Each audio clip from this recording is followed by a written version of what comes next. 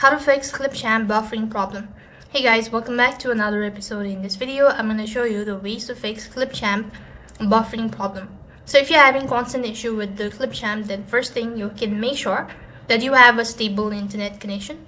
And likewise, if you have opened up a numerous tab, then you could close other browser tab and only keep the Clipchamp open in one tab.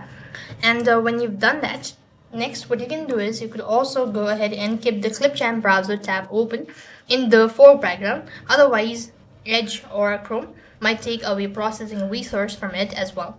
And you could also try using other web browser if not convenient. And likewise, you could also completely close the background application. All you need to do is just close all of the background application that's running, just like this. And when you do that, you should be able to fix the issue. However, in some cases, you might not be able to close it completely. You can just right click on your mouse right at the bottom and go to Task Manager. When you do that, you'll be able to see this background application that's running. You can go ahead and right click on your mouse and then click on End Task, and you have completely closed your application. So in this way, you could fix your Clipchamp buffering problem. That is all for this video. I hope the video was helpful. Make sure to like, share, and subscribe to our channel. Thank you for watching. See you in the next video.